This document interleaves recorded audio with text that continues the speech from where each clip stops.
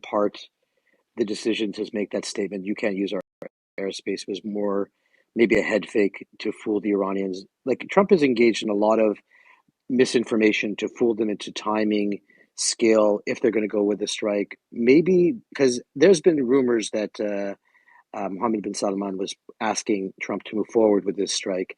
Do you think it's possible that this claim of you can't use our bases, you can't use our airspace was a head fake to fool the Iranians? Is that possible? It's a good question. I think that it was somewhat genuine, but let me explain how I see it. They didn't say you cannot use our airspace. They say you cannot, from our territory, attack Iran. And then you've seen that there were not how would call it fighter planes that being sent to those bases, and on the other hand, many of them were transferred out of Qatar, out of Saudi Arabia, out of UAE to Jordan, and we have seen, the planes that came from the U.S., the F-22s, etc., coming to Israel, which was, a watershed moment because never before had the U.S. positioned attack personnel and equipment on Israeli soil. It only helped with defense until now against missiles. That's all. So this was a very telling moment. Basically, the U.S. was saying we need land base, and the only place we can operate from by land is really Israel. You cannot base everything on carrier. A carrier can put out 120, 150 sorties per day, but if you want by far more, you really need land bases. So I think that on one hand, they were still allowing the U.S. maybe to position support airplanes, like communication and command and control, but they didn't want, to have the optics of F-15 taking off from Saudi Arabia and bombing Iran. I think this is going to change right now. They see who is winning and they want to take part of it. And they may even add their own planes into it, although this is very hard to coordinate. But we need to keep in mind, Saudi Arabia Air Force is the biggest air force in the Middle East. It's bigger than the Israeli Air Force, not by much, but it is bigger. As far as F-15, it has, I think, 4 times more F-15 than Israel does. And that's a plane that can carry a whole lot of bombs. It's not the same F-15 though, right? Well, it's also not the same pilots. It's not the and there's same very little pilots. chance. It's all about Very little the chance. training of the Yeah. pilots. You're right. I was just counting the Yeah. numbers. I'm not saying that it's a better Air Force. I'm just saying. I'm sure, by the way, that there are good Saudi pilots. Are well trained. They have good equipment. I still trust the Israeli Air Force. I don't think that there is any reason to think that one is going to go against the other. I think more likely we're going to see those two Air Force operating above Iran. Yeah, and also it's the interoperability component that the Saudis don't have as much as the Israelis with the Americans. So That's the they're going hard to part. be That's the hard. so it's a symbolism, perhaps, but it's probably not the most realistic course of action. I think the fact that anyone who doesn't think the Saudis and Gulf states are fully integrated in air defense with the Americans is fooling themselves. There is no way that the American Air Force can operate in the region without using Saudi airspace. So these were words, and the Iranians knew it, and that's why the IRGC attacked those Gulf states because it's pretty obvious that that's what's going on. And for obvious reasons, the IRGC poses an existential threat to the Gulf states, and the Gulf states know it. They're just it is a bit of a dance. I wanted to sort of draw a comparison between the current situation and last summer. The Iranian response at the time was, I think a lot more intense in terms of directed towards Israel. Of course, now it's a lot more widespread, encompassing all of the Arab countries and their different bases. And I just saw a headline saying Iran's launched 1,200 drones and 400 missiles. And I think, if I'm a military strategist, and I'm not, and I have limited resources or my clock is ticking here, I'm going to throw out my least expensive arsenal first, which are the drones, send those up, draw all of the return fire or the interceptor fire, deplete the interceptor resources, and then launch some sort of much more larger scale attack? Or is it that they've in effect been neutralized and there is no large attack to be had? But I feel like, at least from the reporting, the intensity of the strikes towards Israel is not like it was last June. I could be mistaken, but that's what it feels. Of course, again, it's more widespread, encompassing Qatar, Bahrain, Kuwait, the UAE, Saudi, and God knows where I'm else. dying. But 3 anyone care to days share with no some sleep information or thoughts on that? and an I echo. just If I I just may, got some can I? breaking news. If I can share some breaking news, Israel just bombed the main prison walls of Iran, Evin prison. That's where I was Really? held. Also, I just Wait, posted it in wait, the wait, wait. chat. That is Which that is one? that Which confirmed? one? Wait. Evin, Evin wait. Is Evin that prison. confirmed? Is that confirmed? I don't know how confirmed it is. I know I heard some reports on it yesterday that there was Because they some do that all the stash. time, and it wasn't true also in the Yeah, 12 it's days true. war. No, it was true. No. It was Mm-mm. true in the 12th day where we have visual confirmation. Even state TV No, showed no. that The the main. visual Yes. confirmation you saw was manipulated. I guarantee you People that died. 1000%. People died. No, people Yeah, died. outside the No. prison. No. The main gate of Evin was destroyed in the 12-day war. That's not disputed. Okay.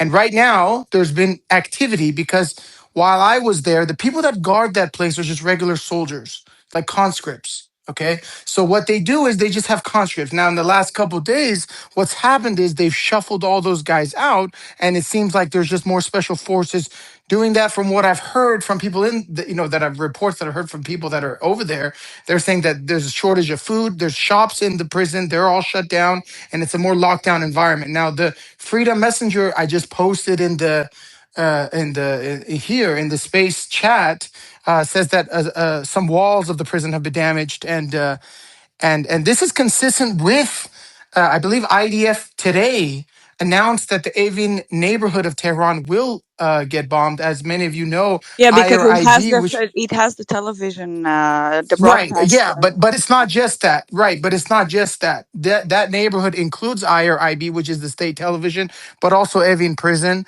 I wouldn't be surprised, as you know, earlier today, in the Kurdish area, multiple prisons either were voluntarily released or they were broken into and released. We've had numerous reports from various Kurdish towns and cities in the border towns and cities that the prisoners were either put on leave or they broke out or stuff like that. And this is in line with today. There's been most of the videos I saw today in Iran, the bombings and stuff was near the border towns, and so this is consistent. We were talking about it yesterday on the space, and now today it comes out. Axios says that yesterday Trump actually called at the urging of Netanyahu. So the article says that Netanyahu has been lobbying Trump for months to work with the Kurds. It turns out yesterday he called the Kurdish opposition groups or their representatives yesterday in Iraq, and they are, what it seems to me, looks like they are basically opening the way for either the Peshmerga or PKK or PJOK or whatever these various groups are to basically come into Iran now. And so some of these smaller cities are being bombed, the border towns are being bombed. And this is realistically how this thing can go forward. People are realizing, look, Khamenei's dead. They're just going to keep reshuffling. There's a couple million, IRGC all over Iran. It's not going to work. So you need some kind of ground force. I think Netanyahu realizes this. He's not taking chances. He knows Trump can just pull the plug on the whole thing real quick. So he wants to move fast. And so I saw the head of the Israeli, as many of you know, there's the large, somewhat decent sized Kurdish population inside of Israel. And so the leader of that Israeli Kurdish organization was cheering on it today, and he was posting videos about the border areas being destroyed. I saw border guard vehicles also being destroyed. To me, this seems like a very good, high likelihood. If you look at the towns that are being damaged, they're literally the ones that are right across the border from the roads that are in Kurdistan, Iraq. So I just want to give Yeah, that update. I I do just have believe this is update on that. significant. Actually, the Kurdish party is just getting bombed by drones. So this is I like believe the it. That fourth time, the fourth time that's that they're the being bombed. this is So an Iran existential is getting crisis worried. for the This is regime. what's happening. If Yeah, if they're able to enter Iran and hold territory, okay, I think that spells the end of the regime. Why? Because now they've created a free Iran territory inside Iran, and Iran doesn't even have an air force, so they're already at a massive advantage over what happened in Syria. Because in Syria, you were yeah, just getting bombed every day with barrel bombs and stuff. Iran doesn't have an air force, so if yeah. they're going to get air cover from America and Israel, that's it basically. Like it's just up from there. You can only expand from that point. Well, technically, they That's already have it. There's nothing flying in Iran. Air traffic controls in Jerusalem and on the Gerald Ford. I Yeah. think for right. me, that's the biggest concern at this point is if the regime feels like, all right, that's it, we're done. I think this is the moment we're all living up to the climax that it's building to. If the regime finally feels like, all right, that's it, we're going down, what button do they push on their way down? And I think that's for me, from my perspective, that's the biggest concern is once they're like, all right, we're done. There's no hope of victory. What's the barrage? What's the final volley? What does that look like? I think that's Well, I mean, the the attacks are getting increasing now. So here, for instance, in Iraqi Kurdistan, now the expectation is that there will be more attacks actually because they allegedly just targeted a hotel. So and also the you see that Hezbollah is getting activated, the Iraqi militia is getting activated. So far, the Houthis have not been activated, but I talked to a Yemen journalist from Yemen yesterday, and he said, "Well, activate with what? I mean, they have only one person left in the Houthis because Israel bombed all of them." So you just have Abdul Malik Houthi left. This So this is like this now, is but the you can key. I see this imagine. Kurdish situation as the key to Iran's liberation because there's other disgruntled groups like there's Azeris, there's Baluchis, but Baluchis don't have the organization, they don't have the funding, they don't have the resources and ability. I'm sure many of them are interested in fighting the regime, but they don't have permanent bases across the border in Pakistan to just go in at any time. They have to be, like guerrilla fighters, and it's very difficult. It's a poor area. Whereas, for a large extent, Iraqi Kurdistan is thriving. So having this capacity and entering is huge. So this is why the regime bombs them. This is why the regime demonizes them. Now, what I found interesting is the Larijani, which is basically the guy that runs Iran right now. It's Ali Larijani. He basically runs the show. He's one of the longest standing politicians of this regime.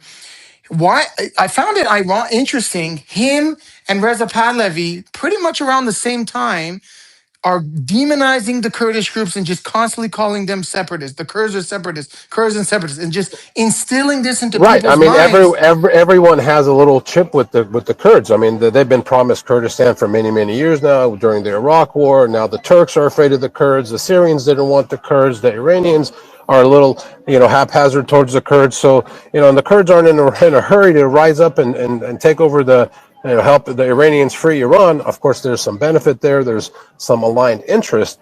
But I think it's a little bit premature to think that the Kurds are going to come in and save the day because Well, they're don't forget, militant and know how but to do it. don't- Maybe, but but don't don't forget they've some of been the promised a biggest. lot of shit for a long time. Sure, but you have to remember the Kurds are some of the biggest victims of this regime, and Iran has about 15 Oh, million agreed. I don't Kurdish disagree with you on residents. that. I think Yeah, the 100%. most people on death row were Kurdish people of Kurdish background, so they have a lot to I gain from getting this regime sure. out.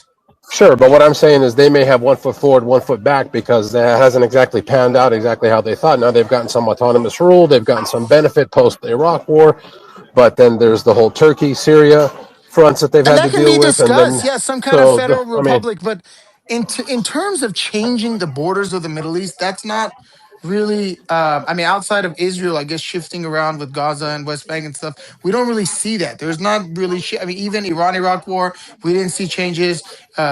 during the war with ISIS and Sykes-Picot broke in. What is it? So to say that the borders of the Middle East are going to change now is not very realistic. So I mean, I'm sure if they give us some kind of assurances, for me, seeing how serious this is, Netanyahu has been basically campaigning for months, personally telling Trump, look, you got to get on this Kurdish thing. And for Trump to actually call them up, to me, that signals he's serious because Trump never called Reza Pahlavi, right? So this is a Sure, big sure. They're, deal. they're looking for people on the ground without putting Israeli or American troops on the ground. And if the Kurds are up for the job, Mission Impossible. Here you go. Cue the music.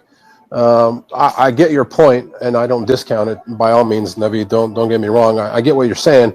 I'm just saying it's a little bit, I think, premature to think that the Kurds are going to come in there and save the day. Of course, Trump and Netanyahu are serious about employing or deploying the Kurds if they're a willing partner, because there's really nobody else that has, to your point, the organization and the militias or The the best, the the best thing, resources to push back. the best thing Sorry, that go May ahead. I could say happen. something? Yeah, can I just say there's something really quick, and then Rania, you can. Can I? Is it okay? Okay, just go ahead. Okay. Yeah. I just want to say I think the best case scenario would be if the Kurdish groups, whether in and or outside of Iran, could come together with Pahlavi and have this political process that needs to happen before. It's not going to Um, happen. He's already ruled it out. He basically declared war on them. He's no, it's labeled not them true. separatists. It's not It true. is true. He It's not labeled them true. separatists. He already labeled them. It's done. It's not No, going to I think happen. it's I not think true. I think before we discuss the Kurds and what exactly they're going to do, there's still a couple of sleeping giants out there, and this is another piece on the chessboard that would be removed not in their favor. Russia gets a significant amount of weapons from Iran. China gets a significant amount of oil from Iran, and those two What? actors What? have it remains to be seen exactly what move I, they're I, going to I, make. I, I May, don't You may know, I with may all I due comment on respect, that? I don't see Russians trying to get involved here. Sorry, go ahead. Yeah, Ron. I agree. I agree. I would say Russia is that I not would going to argue get they already involved. are. May I comment on that, please? Because I think that we're missing the point here on the Kurdish role. I think the problem with the Kurdish people is themselves. They are never been united with due respect to the Kurdish people, which I appreciate. I'm Druze and Israeli and American, and I love the Kurdish people. But I think that the main problem that they themselves never been organized or united. And also, let's not forget that Turkey has no interest in uniting the Kurdish people anyway, or giving them the That's But what they I'm have, Kurdish saying. land. Rania, last week. There's And But Rania, no, I don't know if you know, last week, five of the most contested, they were constantly disputing and bickering for many years, maybe 30, 40, 50 years. They all united last week. It was a really big deal. And so that's why the monarchists and the regime got so startled by it. And they both almost simultaneously gave out comments attacking the Kurds. And without labeling Kurds, they said they were condemning separatist groups and they did this thing. But there was unity and it's happening and they're taking it Naveed, very Naveed, I have a seriously. question for you. Naveed, yes, Yeah. Naveed, aren't I you also One Naveed? disagree by with one. some. So one Naveed, by one, please. Naveed, just 1 second. Aren't you putting things a little bit the cart before the horse? Because we're really at the second Exactly. day of this war. Like we're nowhere near what is going to come next, whether it be Have you Kurdish or seen have you seen how nothing. much bombing there was today in Kurdistan? Kurdistan, Iran? Yes, yes, yes. I'm not arguing that, Yeah, Naveed. so I'm just that's saying. Excuse me. serious. I May know, I I finish my Can understand. I? Just point? Naveed, just Yeah, calm down for a Rania, second. I'm you just go letting. ahead. Then I, I want to say something as Let me well. let me just finish my sentence. You Let me have the finish code. Okay. respectfully, man. Naveed, all I'm Yeah, of saying course. is what comes next. I think that it's just getting too excited about what comes next because we have barely even. I think it was Rubio just said today. We haven't even started the bombing campaign. We have a lot more to do. So, what comes next? Let's everybody calm down about that a little bit. Yeah, but Well, Rubio I'm yes, Rubio going to yes. also agree it's with kind you. of said kind the of why point we're of here. yeah, but Rubio also said the point of our bombing is not regime change. It's to eliminate their missile threats and their capacity to cause harm outside of the country. So destroying more missiles doesn't change the calculus on the ground war when it comes to a civil war, right? These long range missiles are not useful in this kind of combat. So what we're talking about is relevant. And I'm telling you guys, the amount of attacks I saw from Israel on the Kurdish area demonstrated to me that they're very serious about opening a corridor, flattening all of the IRGC bases in that region to basically say, here you go, here's your red carpet, here's your chance. If you want it, you can have it. You can go in now. Right? That's how I'm interpreting this. I interpreted it that way before even we found out today what would be going on behind the scenes. I said it on the space yesterday. I said, look, this is the game plan. I'm sorry, because we can play around with chanting from windows and protest at university and stuff. This is not going to get anywhere. I'm sorry. Jala And is I right. think it's At the end of the I think Can it's day, a I bit say something? conjecture to say this is the game plan. I think you'd have to. There's battle damage this assessments that is have the to be. option that Yeah. works. You Well, can do many yeah. things. Hold You can on. do Let me many just finish. things. This is Let the me one just that finish. works. Naveed, let me just finish.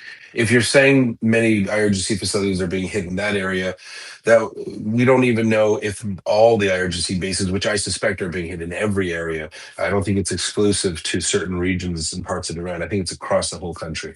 It's disproportionate to that region. I've been following it all What day for evidence do last. you have for that? Just go on, I'd like here, to right say here on X. just one Look at the comment, if videos. possible.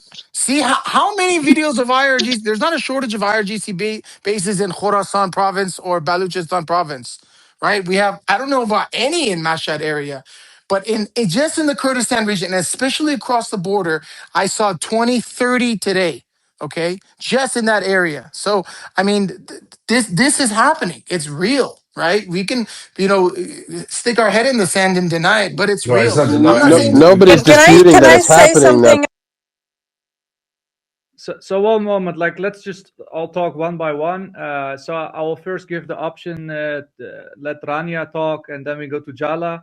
But I also agree with Navid that there have been so many bombings now, especially on the border areas of in the Kurdish areas. But go ahead, Rania. Yes, thank you so much. So I'm sorry if I repeat any points here because I wasn't from the beginning, but I want to say some few points. First, I agree that the Middle East is going to change. The Kurdish people have their own role because we have to have this passage, and it's part of the Abrahamic Accords that we cannot deny because everyone is going to be like, I still believe that this is going to be executed.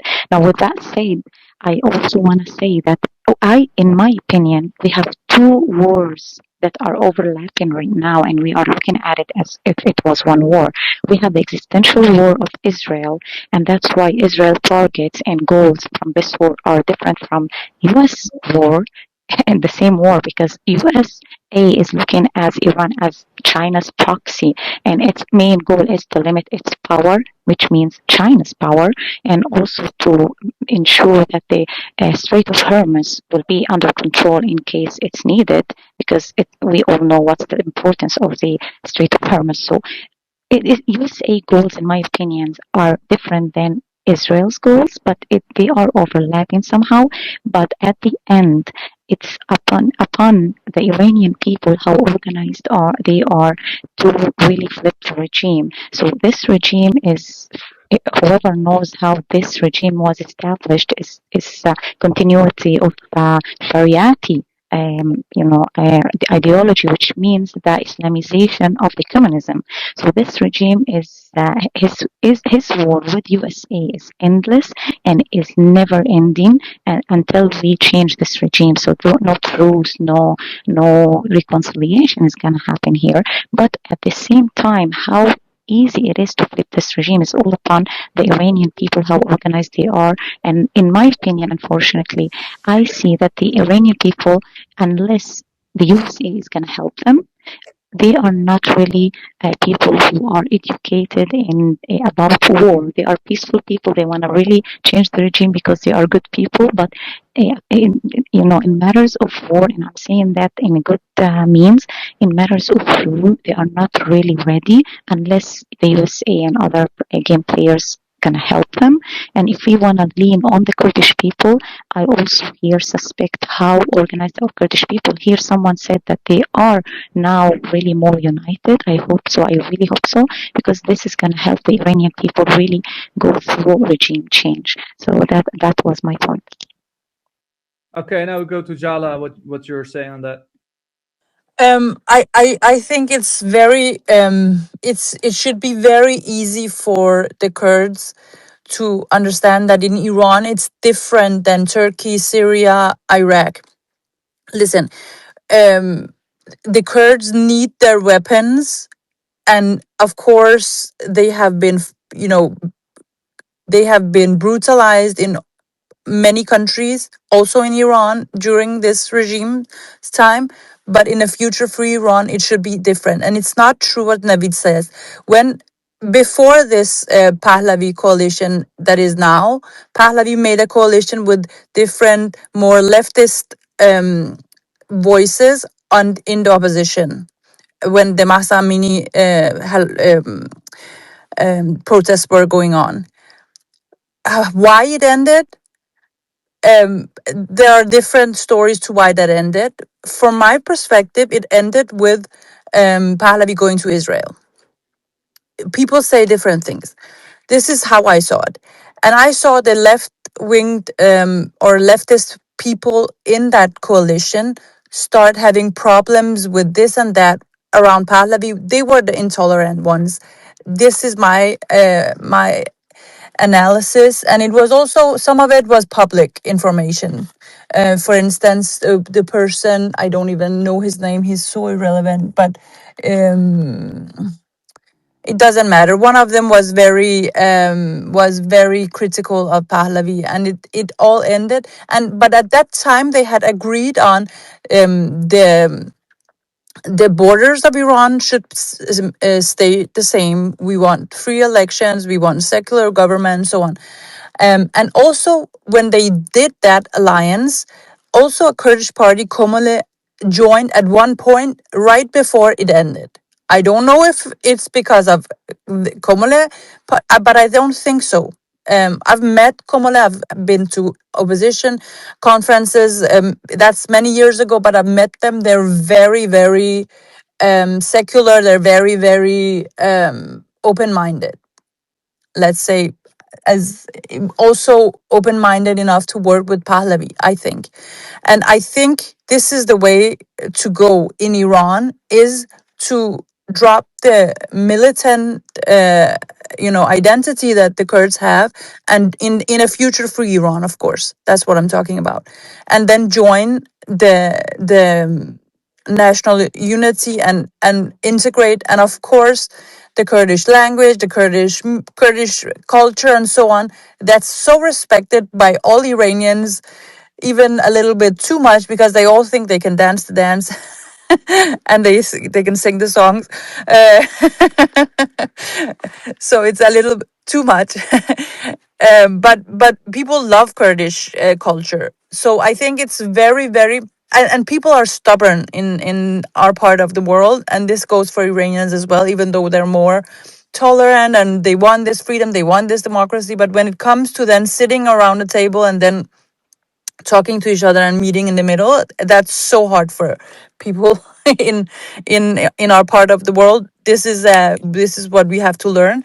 But I think it could be so constructive if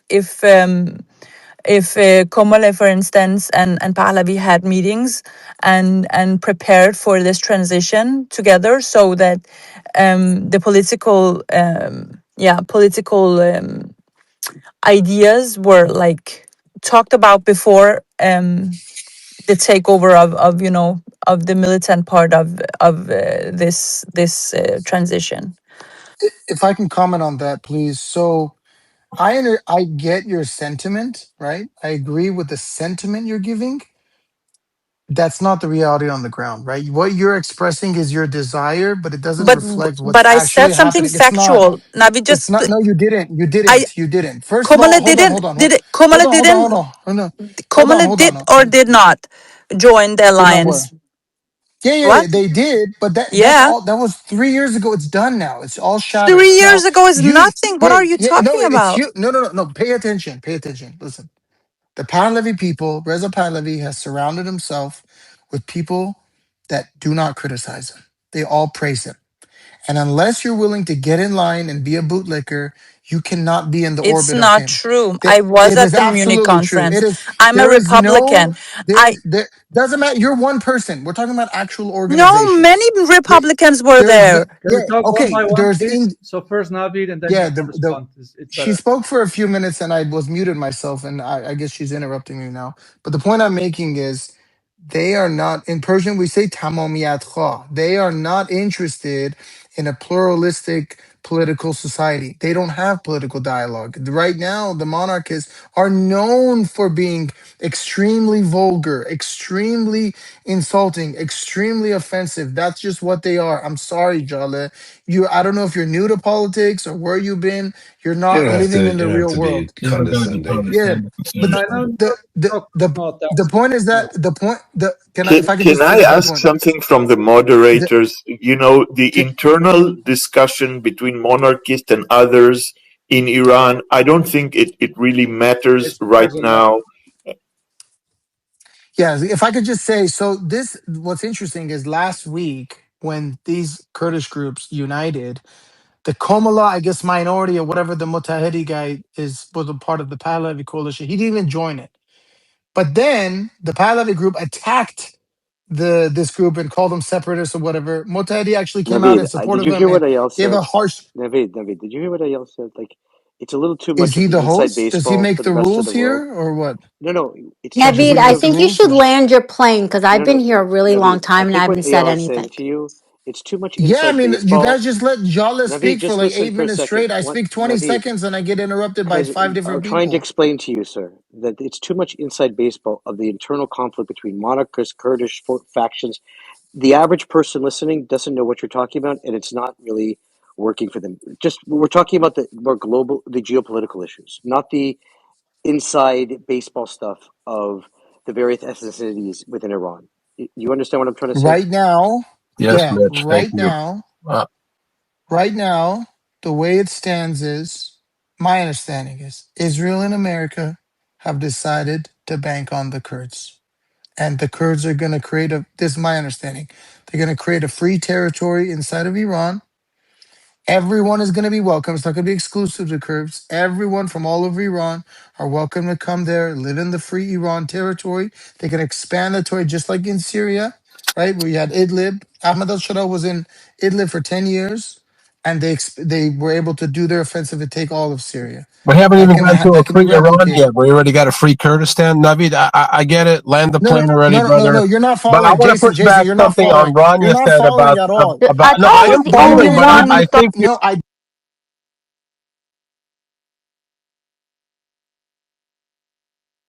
Jason, you're not following. I didn't say free Kurdistan is an independent country. I said a territory of Iran that has freedom for people of all backgrounds can live in and help and plan and organize to liberate the rest of the country. Thank you so much, Navid. So now we go to Jala, and then we go to Jason.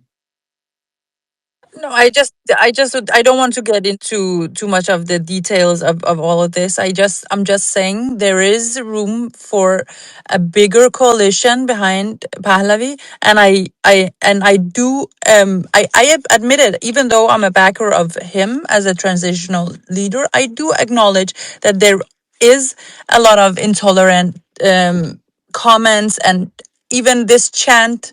I don't like this chant, but it's again too much inside what was it called? Baseball? Inside Basketball? baseball, yeah. Inside baseball. Inside baseball. That's it. I don't want to get into it, but we need to all of us, be pragmatic and be rational and be tolerant towards each other because we're not that far away from each other. I don't think Komole, for instance, is far away from entering a coalition with Pahlavi, and I think that would be a great thing. It's all possible. But some Iranian leftists will not let that happen because they're more intolerant. I mean, that's possible because also now he has an alliance actually with a former advisor to Pahlavi, but Pahlavi said he's not my advisor anymore. So now we go to Jason. Go ahead, sir. Yeah, I mean, I've said that a few times today, throughout the day, that there is, still some pro-regime remnants in Iran in the populace. There is a lot of Pahlavi supporters, and there's people in the middle that neither want the monarchy nor the theocracy. They want something different, and I think Naveed speaks to that portion, and that's not a small insignificant portion either. I wanted to just, and I got to jump here, but I want to address something Rania said earlier about the people in Iran, and maybe they're not organized or don't know how to fight or don't have the tools or whatever it is. I mean, yes, all the weapons are in the The government's tools, hand, yeah.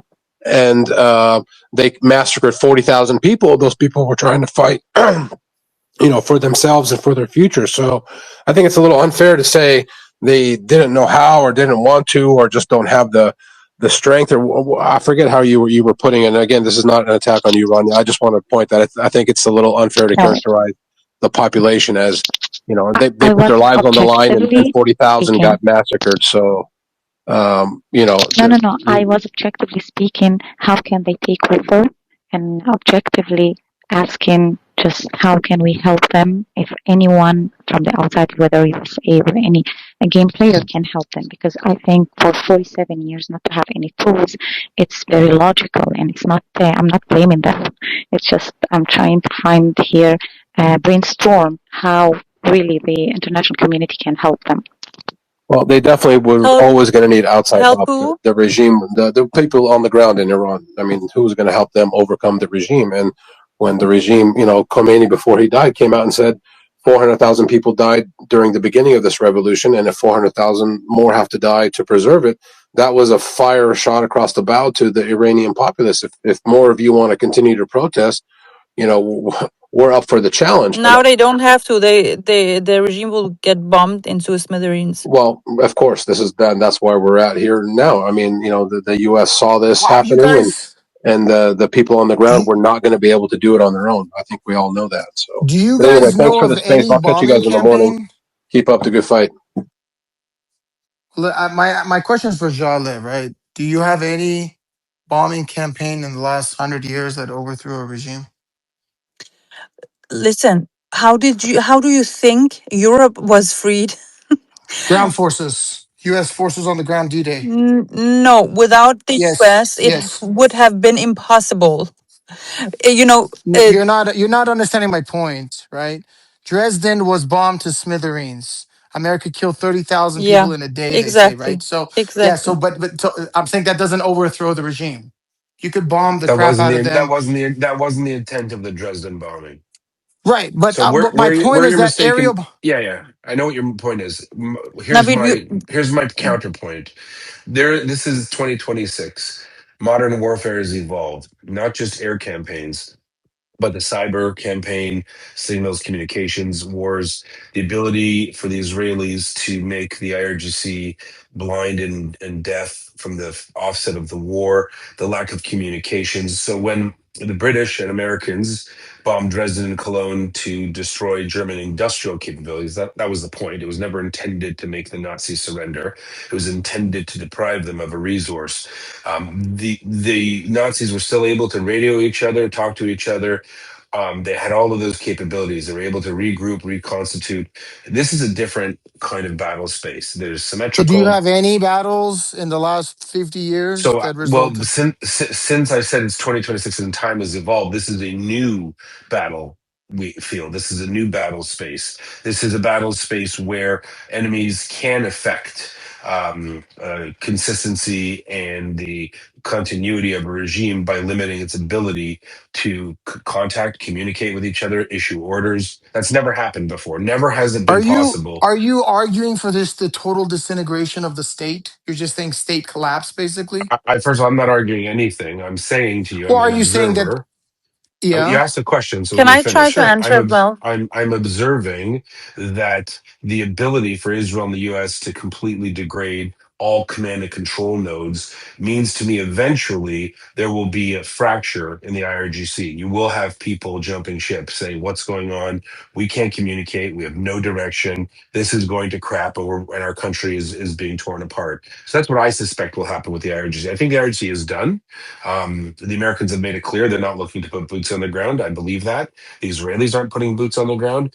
Outside of special forces here and there to affect some specific mission, that's another story. The idea that they're doing this to let the Kurds invade from Iraq or wherever, that's not going to happen. No one's going to tolerate that. Not just the Americans, but the Gulf states don't want to see a balkanization of Iran.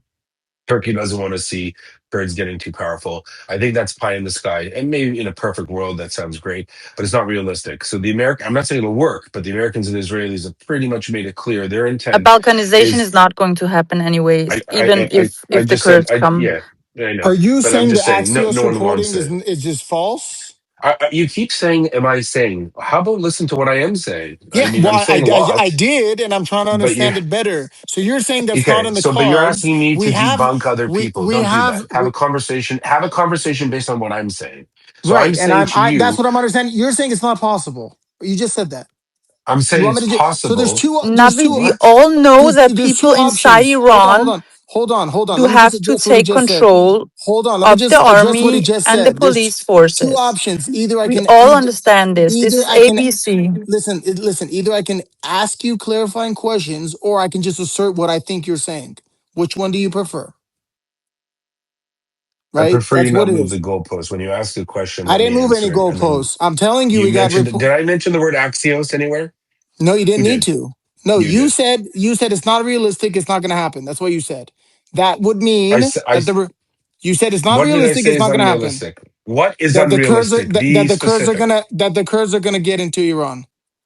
Yeah, I don't see that happening now. Yeah, and today we Okay, have it's gonna reports to the happen. But contrary. let's go to Miss DM because he's been waiting very long. So Miss Demeanor, are you here? Oh, Can you hear? yes, I'm here. Okay, go ahead. Thank you. I've been listening to this back and forth. Naveed, you're trying to cross-examine Yehuda with things he didn't even say, that he's making statements. You're making assumptions on what he's not saying, putting That's the words in point his of mouth. clarifying questions. No, you're not clarifying the question. You're putting words in the witness's mouth. Okay, so here's what I'd like to say. I heard Jale and I agree with a lot of the things that she said. I'm also Iranian and I agree with her. I agree with her passion and I agree with her sentiment. But I think that there are some logistic issues that we do have, like the fact that we're not armed and that the army hasn't come to the side of the people. And that is all true. I think that the separatism is exaggerated. I think it's always been a factor in Iran, but I don't think that it should become this huge issue where it becomes an impediment. It's not an impediment. A lot of the Kurdish people in Iran are some of the most patriotic Iranians. The separatists that you see with Ali Javan Mahdi and these Komole guys and so forth, they're a very small faction. Most Kurdish people from Kurdistan, they're very patriotic. They're very Iranian. Our nationalism is our biggest um, uh, national identity in Can terms I of just it's our clarify? strength as I never Iranians. advocated for I'm separatism. I I'm think you're just smearing everybody now. You're just I'm not smearing at smearing this point. anyone, Navid, and you're You just interrupting me. smeared I didn't Ali. say a You word just when you were smeared. talking. You I just know smeared that Ali you're used to Javamedi. your slip and fall cases, Navid. This Now, isn't can we that You're. can we kind let her of finish, court. I'm please? not a Can we personal let her Okay? enemy. Navid, finish? we I'm not a. need to Yeah, be you are. tolerant. Okay, one by one, please. DM, just continue your points, and then we can have Navi to respond. I will give him time to respond. I've never even spoken in this space until now. I wasn't smearing anyone. I was talking about the points that were being made about the Kurds not being all separatists. That's what I said. Now, I think that I was agreeing with Jale. I think her points are very strong. I was also agreeing with Yehuda. I think that what he was saying has very strong merit as well. I just think that sometimes when we think about the freedom of the Iranian people, we're talking about almost 100 million people. Yes, we're multicultural and multi-religious, but that shouldn't become an impediment to our freedom because just because we're different, it doesn't mean that we don't have a strength of nationality. We absolutely do. When it comes to Reza Pahlavi, there's a lot of question marks in terms of his strength of leading the people. And if we're talking about him as a transitional figure, I think that's all we have right now. We don't have anyone else. And one of the things that confuses me, and maybe some of you guys can clarify this, is when the president of the US, Donald Trump, President Trump says, I don't know who's going to take over. We don't know who the leadership is, but we have some ideas. Any idea from you guys what he's talking about? Because I don't know who. Pahlavi. Is he talking about Pahlavi? I don't know, I think because so. We I think think so. so. He okay, sent Can I Lindsey Graham respond, to Vladimir? Pahlavi's Can I big respond? demonstration in He Munich. didn't send yeah. them. You can't say he That is sent the them. Don't. But Why are you okay, that was speculating? Why I'm are you sure saying that? everybody will like to respond. The last thing I want to say, the last thing I'm going to say is that the Saudi people are being very, very accommodating to us Americans. I have a lot of colleagues at PIF, the Public Investment Fund, the Saudi Sovereign Wealth Fund. These are my colleagues. They're all sitting in Riyadh in an airplane right now for the last 6 hours because they hit the Iranian embassy in Riyadh, and they're taking great care of making sure that American, Iranian citizens and American citizens also are leaving Riyadh as safe as possible. Just want to say thank you to the Saudi government and to any of the other GCC countries for being so accommodating to us Americans that do work in the Middle East. These Miss, are can I my just colleagues. Thank Yes. you your so question much. to your question about what does he mean by that? I think that this is my opinion. I think Trump has been masterful at keeping people guessing when he's going to launch an attack. Is there going to be an attack? Negotiations. I do think that it's about creating confusion and chaos within the regime to let them think that there are internal traitors within. I'm not saying that's a fact. It's just my opinion. That's a very Oh, compelling point. I'm glad you brought if I that up. can, I didn't even think about that. I'm not a I think political that is person. true. So if one I, moment. So let's go to Navid, and yeah, then we go thank to you. Jala, and then I want to go to Josie because she has been waiting very long and she hasn't spoken yet. So Navid, Yeah, then Jala, then thank you. Josie. I just want to clarify what I was referring to. So, I mean, it just gets thrown out. This whole separatist thing is just getting thrown out too much. Just for the record, I believe the vast majority of Kurdish, people of Kurdish descent inside of Iran are not separatists. And the person that you named, Ali Javan Mahdi, who works for Voice of America and basically an employee of the American government, explicitly said he's not a separatist. So I take people at their word. I don't like labeling people. I don't like smearing people. I would refrain from that kind of rhetoric. Okay. So I think he's a good Devon man. Maggi I has come out think publicly and said, I will fight for the freedom of the Kurdish people. He is a separatist. that's He is a fine. That's known fine. He's separatist. not. He He is an explicitly said he's absolutely not. known He's separatist, not. and you're fighting for This is something that you this is don't the know. discourse. This is the No, this discourse is of the not the Persian discourse, diaspora. Nat.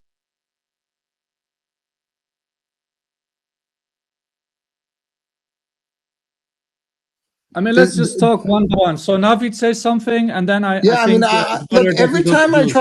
Every time I try to speak, I can't get 20 seconds in, and I get 4 or 5 people either muting me or interrupting me or jumping in. I don't, Well, I let him everybody's speak. interrupting each other. That's the problem. So just make your point, and then we Yeah, go I to just Jala, then we go it's to it's Josie. a this is the sad part is that the Persian space, I guess the Persian atmosphere, people of Persian background in the West, it's very toxic. It's very toxic, and it's You're these welcome to leave anytime, very Navi. We won't miss you. this Miss, isn't so let them talk, your and then we go to Jala. So no more interruptions. yeah. So I just wanted to say that we're talking about solving this dilemma. I have my objective or what I think should be done. I do want freedom for Iran. I do want there to be justice for all the slain, not just for the last couple months of 50,000 killed, but the last 47 years of vicious brutality by this terrorist regime. But looking at it as a former political prisoner, as a political scientist, as an analyst that's been studying this stuff for over 20 years, my estimate is that you have to use the resources at our disposal. And right now, I see that the Kurdish region has the best opportunity to liberate parts of Iran to have a future. This idea that we just killed Khamenei and then we kill a few more ayatollahs, the regime's just going to collapse, and then Reza Pahlavi is going to get on a plane and go to Iran and lead this glorious transition period where he's going to be crowned and everyone's going to be happy. That's just, I'm sorry, that's just a fantasy. That's not realistic. We have to play with the cards dealt, what's on the ground and what's happening. And you need organization. You need real, actual, realistic capacity to serve that country to be able to deliver what the people actually need. Okay, thank you. So now we go to Jala, and then we go to Josie because she has been waiting very long, very patiently. Okay, I just want to say that I think the intolerant problem with intolerance in the Iranian opposition is a general problem, and you're not being not not, I'm not calling you toxic, Navid, but I'm not calling you not toxic. We all of us need to be more pragmatic, be more, you know, civilized in our discourse towards each other, and also call things out when we see it, and then not get mad, just be rational and talk about it, right? um I think one of the reasons why we are intolerant in the Middle East, also in Iran, is because of the religion. I won't tell you which, you can guess which religion, which just preaches intolerance and hierarchy and authoritarianism. But beyond that, I also think this religion creates a lot of narcissism, unfortunately, and this is also a big problem within politics in the Middle East. It's always about me, look at me, instead of, you know, political ideas and actually mobilizing towards change and progress. That was a very philosophical comment, but I just want to say that if we need to work on ourselves, but let's get back to Lindsey Graham and Trump and Pahlavi. I think you need to read between the lines, because there are a few different reasons why Trump cannot come out and say who he supports, because he doesn't want to have responsibility if everything goes to shit. He doesn't want to have the responsibility. He's seen Afghanistan, Libya, Iraq. He's like, I think this guy is okay, but I'm not going to put everything in on this guy. But if you look, and also because he was negotiating with the regime as at the same time, he was not going to back Pahlavi, you know, in public. But if you look at how much time Lindsey Graham has spent with Trump in the last couple of months, and then how much Lindsey Graham have spent time with Pahlavi in the recent months, then you will get an idea about what's happening behind the scenes. Lindsey Graham has become Uncle Lindsey in Iranian diaspora, and he's almost you know, the second person after Pahlavi in the monarchist. Yeah, but Lindsey Graham Um, isn't gonna go put the Shah back in place on his own. Like, he's not gonna do jack. You no, know, but I'm Jala, just saying where Trump's like head is there's at. also there's also no advantage for Trump to say anything one way or the other about anybody. Like, it's just a distraction for which the focus, and the focus is taking down the regime and taking out the targets of the ballistic missile, the nuclear, and the navy.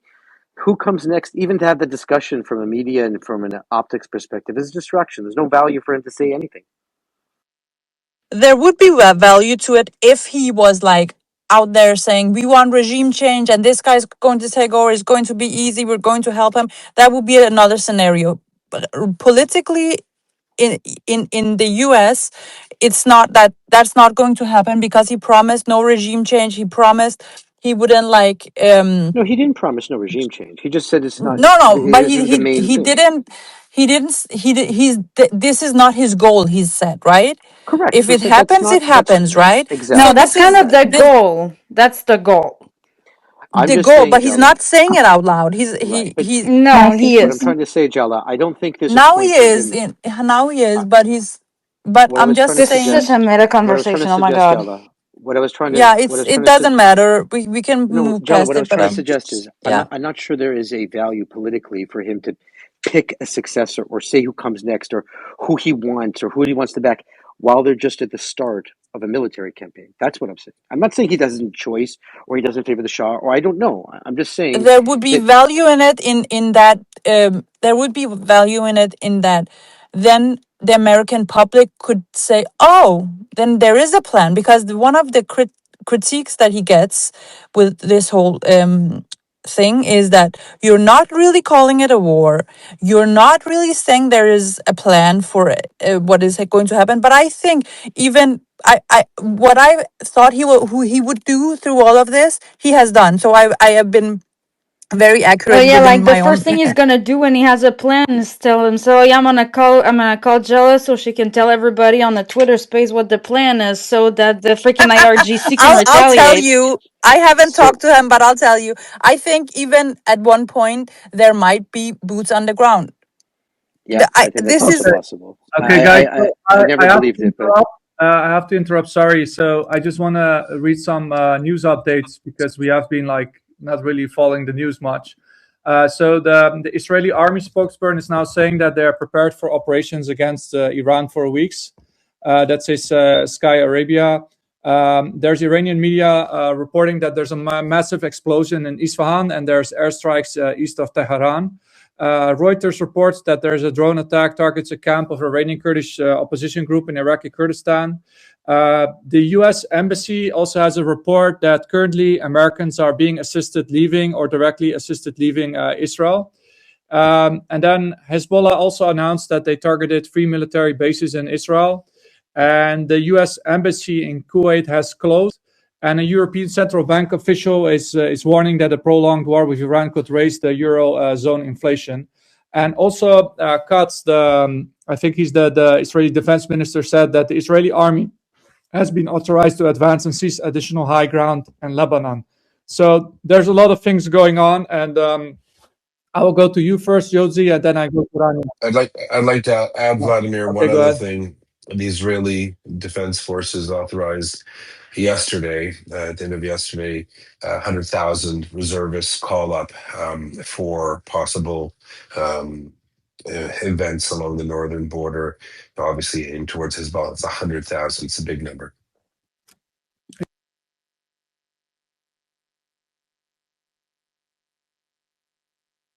Back to you, Vladimir. can I go?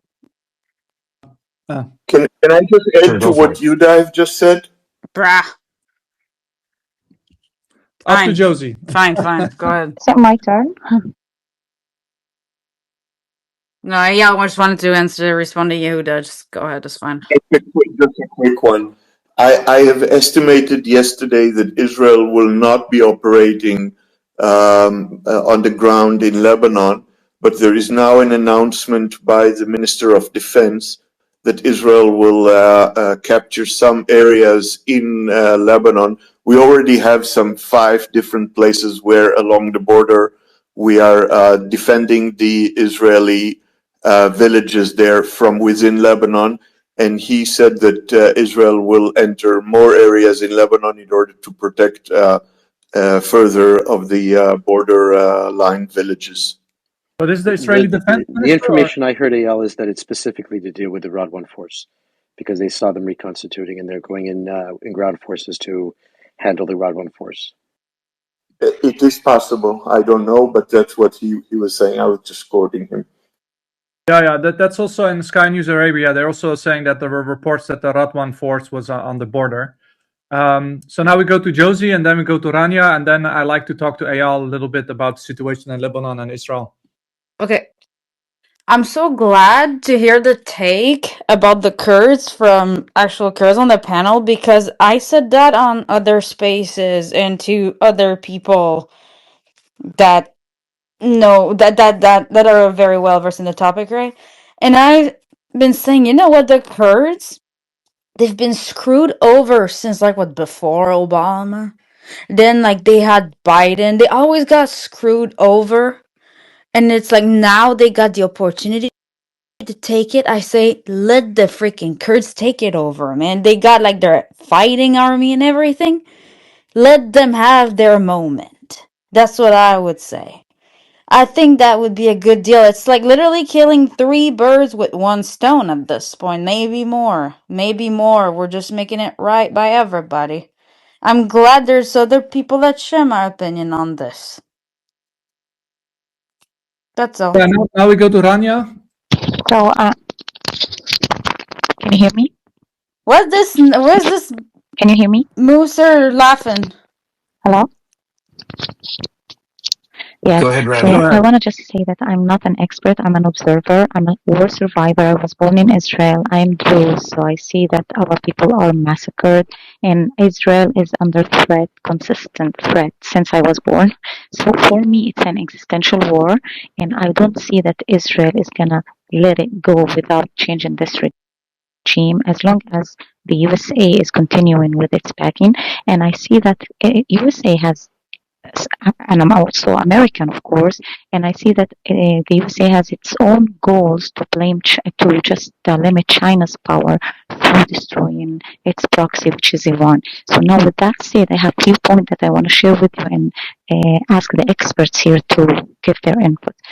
My first one is, do you think that in Iran you will see that the USA or other game players will also follow the intermediate model, which means the leader that you know is better than the leader that you don't know, and they will just help him, start this period after the regime collapses if the regime will really reach a point to collapse. And my second point that I want to also ask, do you think that the regime can collapse with 80? I think they have a shura, Majlis Shura, which is 80 or 88 people that they can choose another ayatollah from.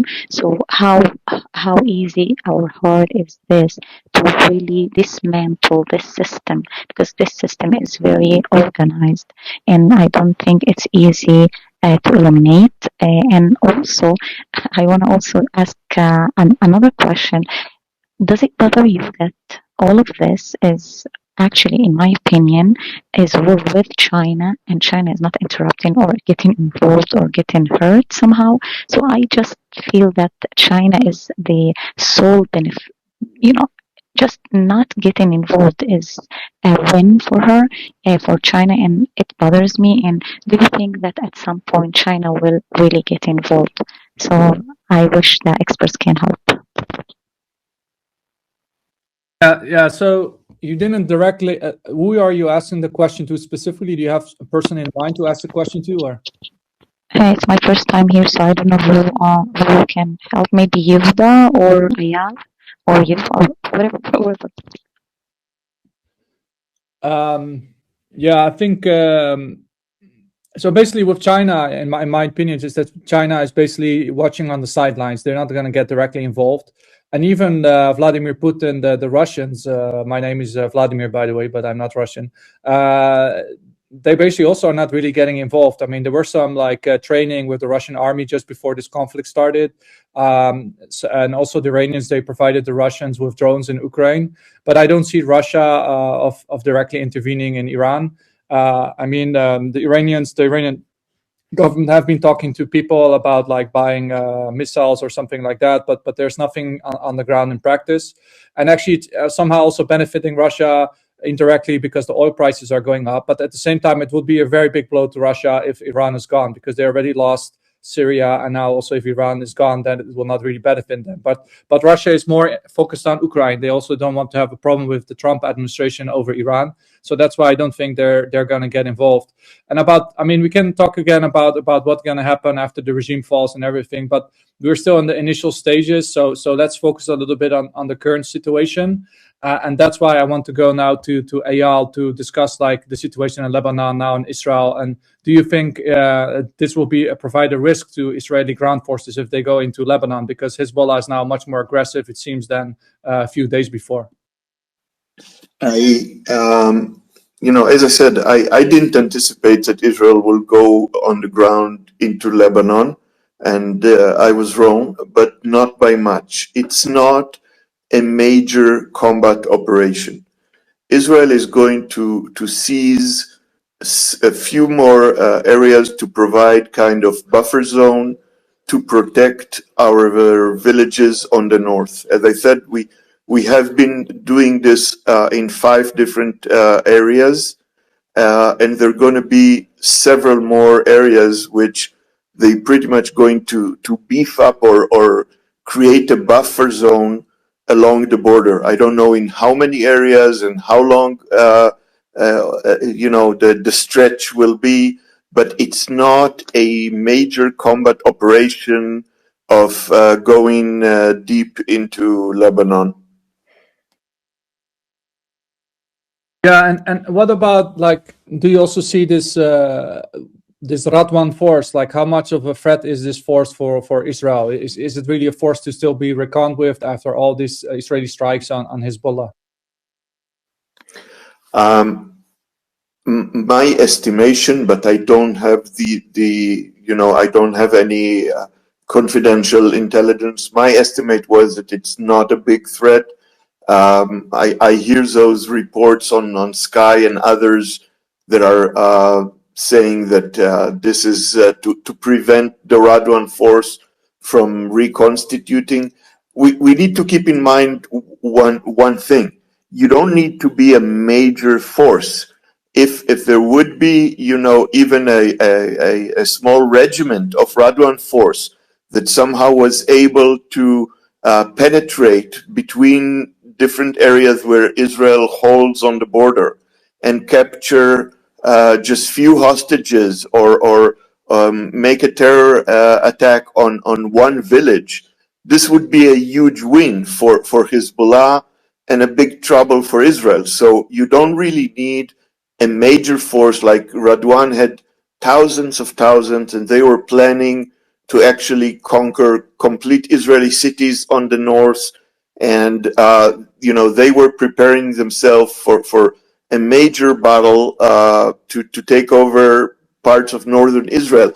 That they're not capable of, but maybe, even a small cell of Radwan was reconstituting and planning to go and penetrate into Israel. That's enough for them. So Israel have to take the preemptive precaution and beef up all this security all along the border. You know the saying that the contact area may always be penetrated somewhere. So that's the defensive action, is to beef up all along this area. Very, very interesting. Thank you so much, Eyal, always for your updates and very realistic analytical points. So I really appreciate that.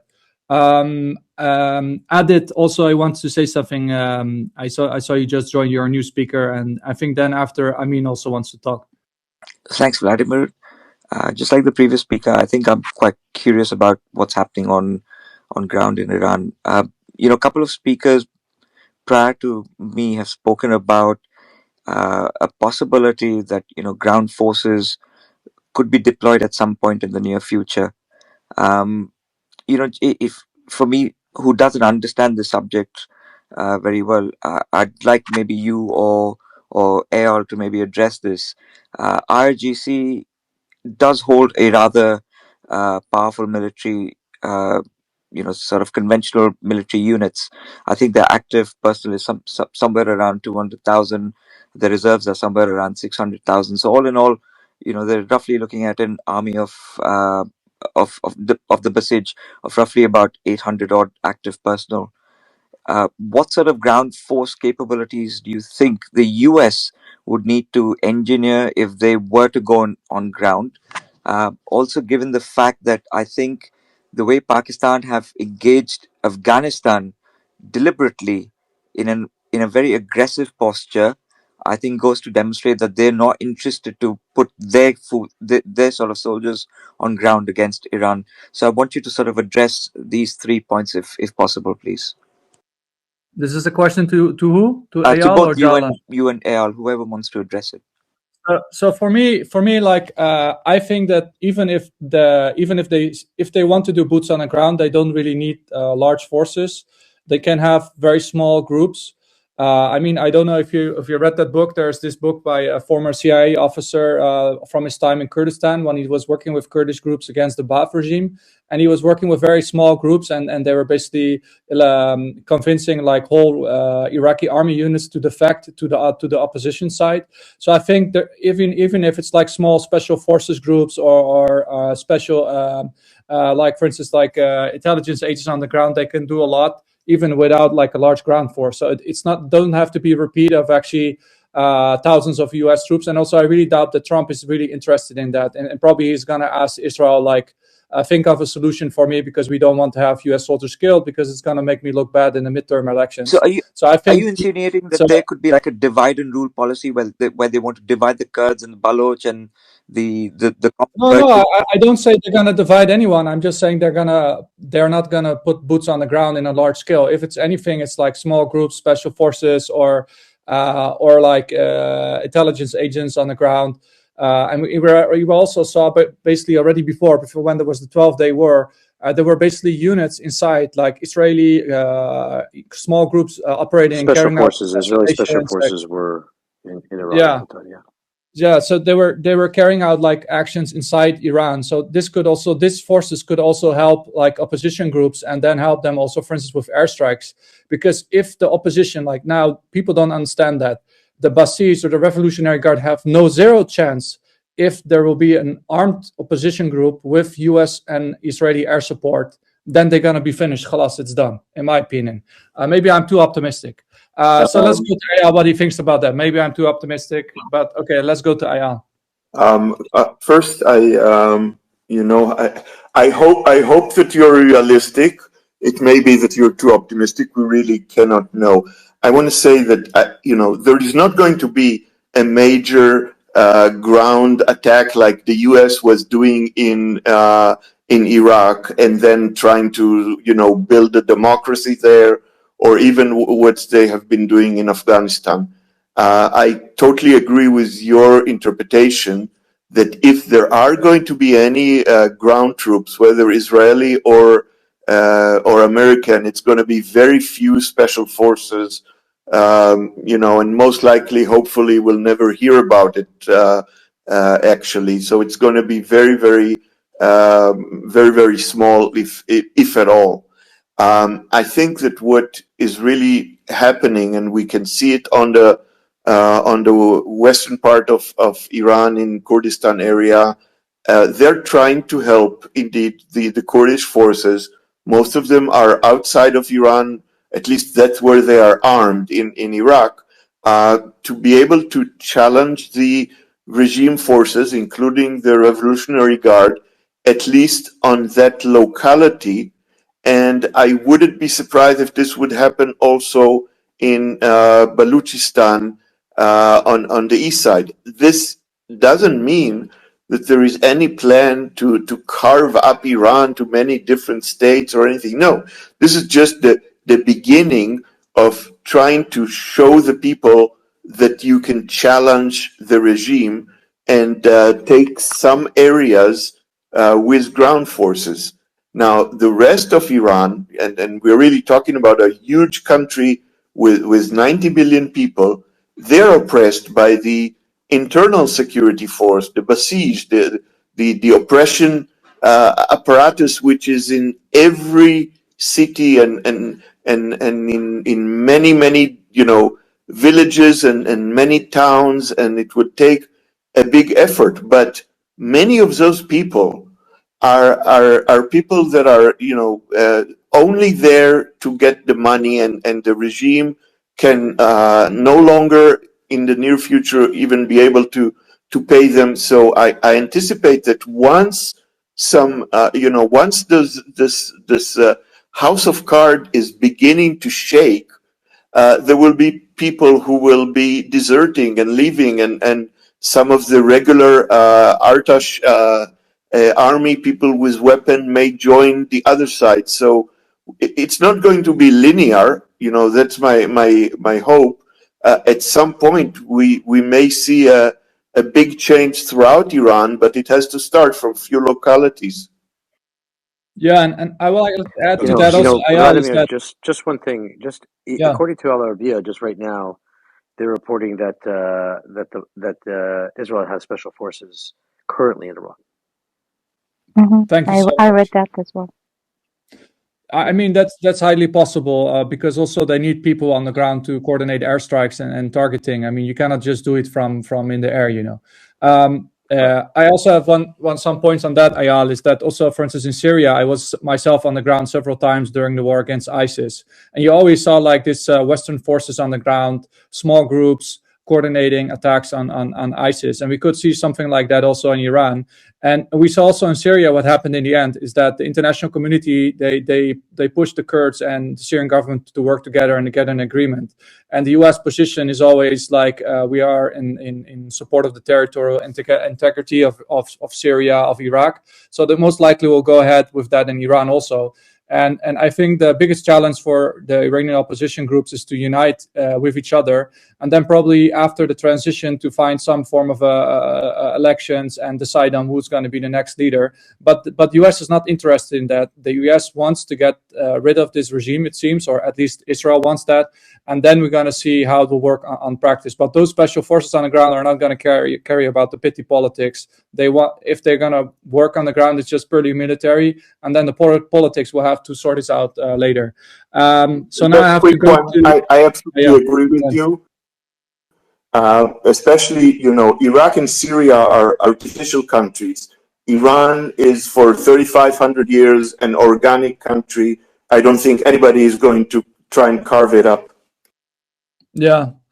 There you go. Okay, Saul, go ahead, Listen, Saul. we've got Saul here. By the way, if you're not following Saul, check him out. Very sophisticated. Not like me though. No, I'm just kidding. Saul's great. Give him a follow. Lots of insight. Welcome, Saul. Well, thank you. Nice to be here. I got a message from Mario yesterday, and then I looked back in the history, and he's been messaging me for 2 years. I never noticed. So I'm glad I finally It's a made Twitter it. function. So, what do you think about the conversation? I mean, you're an astute observer here. You're watching what's going on. Israel's calling up 100,000 reservists. The IRGC is being pummeled left, right, and center. Gulf states been attacked. That was a bit of a shocker. And I think Iran, the IRGC is losing any friends it had in the region by attacking them. What's your take on it, Saul? Well, the fact everyone thinks that the Iranians have gone crazy going around and attacking 15 other countries. As in, why would they do that? Why would the Iranians want to attack 15 other countries and potentially bring them into the war against them? The Saudis, though, are the only ones who do actually seem to be tempted to join the fighting. Starmer and the UK have rather pathetically put out a statement saying that they will help in certain ways now because they've been attacked in Cyprus. Sort of this man is the anti-Thatcher, the anti-Churchill. But what is the goal for Iran in doing that? Why are they doing that? It's because they really don't have any good options. They have currently lost their airspace again. They lost it already 8 months ago, but whatever they managed to build back up in terms of their air defense is now clearly gone. And we can see that because there are dumb, non-stealth drones being photographed in the skies above Tehran and other cities. The Iranians don't have any way to fight back. And once they've lost their airspace, this, which happened probably within 6 hours of the start of the war, then they don't really control their country anymore in a certain sense. They can do things. So would you say that the regime is in their death throes and that's why they attacked the GCC, the Gulf states? Well, no, not quite. We don't know if the regime can continue under a no-fly zone over most of its countries for years, a decade, and they can continue this way for a long time if there's no actual push by the people to get them out. But once they are in that situation, now imagine, for example, that the Americans and the Israelis continue to pummel them and destroy what remains of their missile arsenal and their ability to fire them. And that's probably happening already. Anyone who's in Israel now has noticed the reduction in the number of rockets that have been coming in just after, what is it now? 3 days? 3 days since it started as we speak. So in 3 days, the Iranians have the amount of rockets they're able to get up at any one time, which is a critical factor. For the Iranians, firing rockets off in small batches of 3 or 4 or 5, as they've been doing for the past 24 hours, is absolutely no use if what their goal is to inflict damage on Israel. Because when they fire them off in small batches, almost all of them, 90% plus, will get shot down by the air defenses. Their only way to actually inflict major harm would be, or at this point we have to say would have been, because it seems that they're not able to do it, is to fire off the rockets in batches of 100 to try and overwhelm the defenses. If they would fire off in batches of 100, well, probably 50% of them would get through. But they haven't been able to do that, and in fact, they never have. So this entire enterprise of the ballistic missile program for them has been a complete waste. We know that they've already fired off at least 500 of their long-range ballistic missiles, the kind that can reach Israel and India, by the way. And they have certainly lost at least that number again on the ground. Now, if that's true, they've lost either to firing or destruction about 1,000 of their long-range ballistic missiles, and they only had 2,000. And along with that, they've lost a lot of their launchers. I've seen at least 15 different videos from the Israeli Air Force showing Iranian launchers being destroyed. And we knew that they probably only had between 1 and 200 of these launchers. And the launchers are very complicated pieces of equipment. Each launcher can only work with a certain type of missile. Each launcher needs to get to a certain place. And again, well, people talk also about something to note is that once the Americans and the Israelis gained air superiority, or air supremacy even, it's unclear which we have, there's a technical difference, over the Iranian airspace, then all the tactics that the Iranians built up over 40 years to protect themselves go out the window. So, for example, they built what they call missile cities, deep underground. But these missile cities are only as good as we've seen over and over again. All Israel's enemies try to dig themselves into mountains and hillsides and under buildings. These are only as good as their entrances are hidden.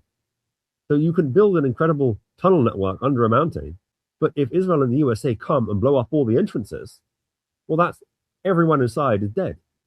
And then you have to dig it out. And it's very obvious when you're digging it out, and they can come bomb it again. So that's a bad tactic. So getting back to the reason why they attacked all these countries is because they know they can't win on the battlefield. They know that in a matter of days or weeks, or at most a month, all their offensive capabilities will be gone. So they can't win on the battlefield. America and Israel are now, it's like a child pulling the legs off a spider at this point. But what they can do, and the only thing they can do, is to try and shift the battlefield. If they can shift the battlefield in the West itself, perhaps they can force America via public opinion to withdraw. And so it's very critical for them that the events on the ground mirror their propaganda that this is World War III. Of course, it's completely pathetic. A drone here, a drone there, things exploding in Dubai. This isn't World War III, but that's their attempt. And it looks like a stupid strategy, and it is, but it's only because all their strategies have been stupid. But this is the best they've got. This is their best solution at this moment, and you can't blame them for trying. Yeah, and do you think that's why also they're starting to attack more hotels and infrastructure, civilian infrastructure, and they're activating groups like Hezbollah because they're afraid that they cannot hold off the Israeli U.S. army inside Iran, above Iran, basically? Yes, well, exactly right. So they want to try and attack symbols. Is why they attacked that famous hotel. It's like I forget what the name of it is. Like in the front, the most iconic hotel in Dubai. It wasn't by accident. Yeah, the Palm Jumeirah. They wanted to attack iconic items, and that's really the only iconic thing that they can attack. The items in Dubai. Their missiles, their drones are accurate. You know, they can point their drones directly at a particular building. The problem is their drones are very easy to shoot down. In the previous rounds of fighting, in each round, along with the ballistic missiles and some cruise missiles, they also fired hundreds and hundreds of drones.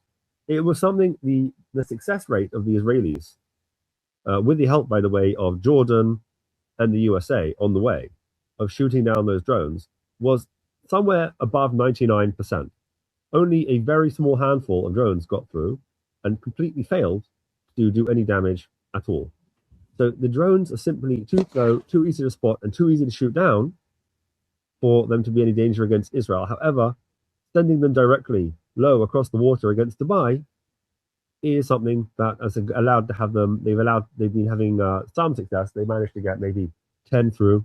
I've been speaking to some friends of mine in Dubai, some Israeli friends, and also some people who know Israel very well and have spent time here. And now they're in Dubai, and they're all telling me, a few of them, they're telling me the same thing. They think they just wish they were in Israel right now because things are chaotic in Dubai, and they're not really allowed to talk about it because, after all, it's not exactly, you're not supposed to say anything critical of the government, and apparently you're not supposed to talk about it there. But Dubai is not set up like Israel, even though they are right across the Gulf from this mad mullah regime. They don't have any bomb shelters, and the buildings in general are entirely made of glass facades, so everyone is running around panicking, trying to get away from glass windows. And there's nowhere really, there's no safe rooms to run to, no bunkers, none of that. The people there are in something. So in a nutshell, you're saying the Iranians only play right now is to internationalize the conflict, to bring more people involved, so that pressure is put on the U.S. and Israel to slow down or to stop. Is that kind of the take-home message? To stop. Yeah, to make it look like, to make it look to the people viewing that this is some kind of world war that's breaking out. Of course, when you actually look at it, it's complete nonsense. It's not anything like a world war, but they're trying to make it seem that way. That's been their propaganda allies. We don't need to name them. We all know who they are. On the American far right and various other Russia aligned, Iran aligned people, some of them funded by Qatar, and there are also people that take money from China to spread these things. Of course, all these people, this is, in the end, in a matter of weeks or months, whether or not there is regime change in Iran, Iran will be, and Trump and Rubio have made their position completely clear. And because they laid it out so clearly, there's no way that they can really walk it back. There's no way they can compromise on it now. They've just said too much and they've gone too far. In my opinion, to be honest, this entire thing was already set in motion the day Trump was elected, because Trump knew, and the public found out a few days after he was re-elected in 2024, that the Iranians had tried to murder him on a number of occasions. And you don't try and murder Donald Trump and get away with it. So Khomeini was a dead man at that point, and the regime was doomed. And everything else since then has been, it's been a sort of a play act. There was no chance of any negotiations coming to fruition in the end. The Iranian regime itself is too internally divided to have made any kind of real deal here. Can I Even if some people in the regime would have wanted to. can I ask two questions? Is it Okay, okay? go ahead, Jalen. Yeah, one is the public opinion you were talking about. You kind of said it at the end of the point you were making right now. You think, and I think as well. Do you think it's too late? I mean, I think they're far too into this war, and they have, you know, I know they haven't promised regime change, but they have kind of indirectly promised regime change. And this is one question. The other question is, don't you see in the military aspect and the conflict aspect of it that Iran has always played the game of chicken, and now they are at the end of the rope and they're like desperately trying to keep the same strategy going and trying to you know scare everybody for the public opinion to change and for everybody to back off, but because it has worked for 47 years with all other Western leaders. And I think it's very funny because Arakchi, for instance, if the foreign minister goes out after having bombed the Gulf so much and says, "Oh, we are not at war with the Gulf countries," and at the same time, Trump has done the same kind of Sharia language towards them, saying, "Oh, we'll negotiate," but knowing that he would strike and get rid of them. That's that So was two questions. I understand your questions, I suppose, are, I think, yes, I think because Trump laid it out so clearly in that very good speech, there was an 8-minute speech that he made. By the way, I think I know who wrote that speech. I know who the speechwriter was for that speech. There were tells in that speech, but I won't say because I don't want to get him into trouble. But because that speech was so clear, and it became clear also that Trump had never been in two minds about what had to be done with the Iranian regime. And like you say, yes, they have been playing chicken. They've been saying, oh, if you attack us, we're going to close the Straits of Hormuz. Well, what's the worst they can do? So they could close the Straits of Hormuz for a few weeks, and oil prices will spike, and then they'll come back down again once they don't have any offensive capabilities anymore. This is not so terrible. Well, they They don't also have a made a very navy big mistake. anymore, so they can't do that, right? Well, So they could close the Straits of Hormuz without a navy because they could start droning ships on a regular basis. You need to get rid of the drones before you can stop well, their the drone carrier was destroyed within the first 30 minutes. That big ship that had the thousands of drones, right? So that's a good That's true, thing. but the problem is that one of these Shahid drones can do damage. You can set fire to an oil tanker, and you can put a Shahid drone on the back of any pickup truck and drive it along a highway. These are the very hard ones to deal with. The drones are going to keep coming for a while, perhaps even after the regime is reduced to a rump, because they're so easy to hide. We have to also remember that, well, we know a few things. We also know that because they destroyed their economy so completely, they trashed their economy over 40 years, trying to build nukes, trying to build these weapons, getting themselves sanctioned. People have calculated, what did all these offensive weapons plans cost the Iranian economy? And people have calculated that it's approximately $2.5 trillion, which for Iran is an extraordinary amount of money. It's nearly 10 years of total GDP. That's what it cost them. They lost all their best and brightest. The best and brightest Iranians, as everyone knows, don't live in Tehran. They live in Los Angeles. They can never bring those people back. And that's really what nations have. They've drained their water resources. They can't. Everything has turned into corruption. If people want to understand, by the way, no one understands. So Bitcoin, and no one understands, why does Bitcoin go up and down and up and down? And no one knows. People share these graphs and pretend like, oh, the line is going this way and the line is going this way, and now it's time to buy. And it's all nonsense. Because the vast majority, it seems, of Bitcoin holdings have been by various sanctioned government regimes. And so we can see over the past 2 or 3 months, a little bit longer, that the price of Bitcoin has crashed in half. Why? Most likely because, we don't know for sure, but I would assume that this is not unrelated to the fact that the Iranian currency was crashing into the gutter, and they were selling their Bitcoin desperately to try and prop up their currency. They managed to stabilize, by the way, after the protests in early January, when they killed over 30,000 people to stop the protests, because that's really the only way to stop protests, by just terrifying everyone, by showing them all bodies. The price of Bitcoin continued to crash, but the Iranian currency, the rial, actually stabilized, even though you would think things have just got much worse. And I think those two things are not unrelated. There are lots of balls in motion here. Once Iran is neutered, let's say, leave a regime change aside. In the end, obviously, for an outside force to come and change the regime in Iran, although in a way there has already been a mini regime change. If you kill the leader and 40 of the top people, you have kind of changed the regime somewhat. But a real regime change that gets completely rid of the mullah's regime is something that no outside force, even America, the most powerful military force the world has ever put together, is going to get involved in doing themselves. It's not worth it for them. Even leaving aside their terrible experience in Afghanistan and Iraq, it would be a massive undertaking and not worth it for them. And certainly not for Trump. But Fair Trump enough. one thing, that Trump realized that all the people, there are certain people in the world who desperately wanted Iran to have nuclear weapons, and they wanted Iran to be strong. The main reason, when you go back to the source of all this, how we ended up here, a very large node here would be a guy called Ben Rhodes. Ben Rhodes was an advisor to Obama. His nickname at the time was Hamas. And basically the Machiavellian plan that some people in the Obama administration had was, well, they wanted to get another peace prize. To get another peace prize, they had to make peace between Israel and the Palestinians. The problem was that you had a bargaining friction between Israel and the Palestinians. Israel was too strong to be forced to to the peace table with the Palestinians. So what we had to do was, Saul, I have to interrupt you for a moment. Saul, I have to interrupt you for the news updates. So the Israeli army just announced the killing of Hezbollah's military build-up chief Reza Khazai.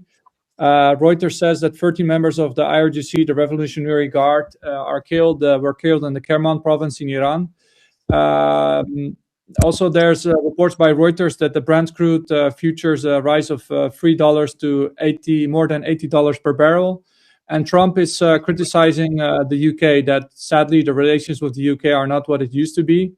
And Oman also announces that fuel tanks at their commercial port were attacked by several drones. And also what I reported before, there are explosions heard in Isfahan and Shiraz. So the number of airstrikes are increasingly increasing.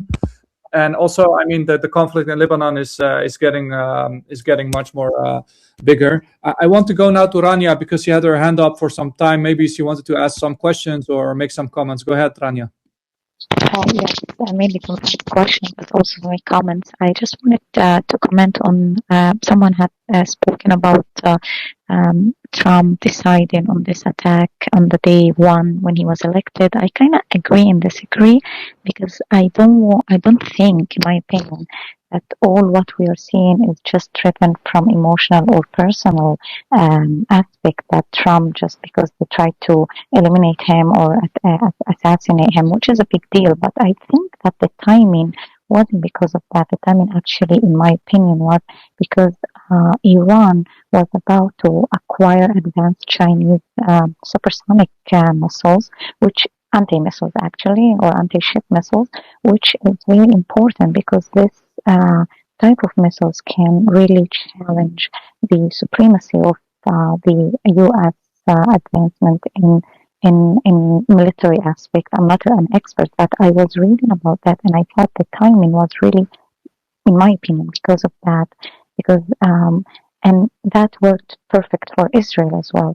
Now, the question here, someone had said that the mullahs or what the shura, that you need to eliminate half of them, right, in order to make a regime change. Someone had said that. Am I wrong? So, What anyways, exactly? Yeah, I think someone was suggesting that, but I was not sure which speaker it was. yeah, it doesn't matter. Can you The ask the thing question again, Rania? It was a little muffled. Can you just ask the last two sentences of your question? the first one.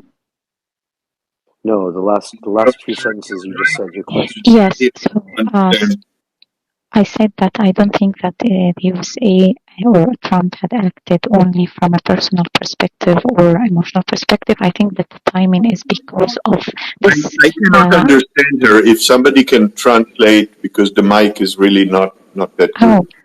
I'm so sorry. So never mind. I Take think another she's one. asking. I think she's No, I asking heard her. whether. I heard her, Jella. Okay. I heard her. Okay. She's asking. Ranya's asking.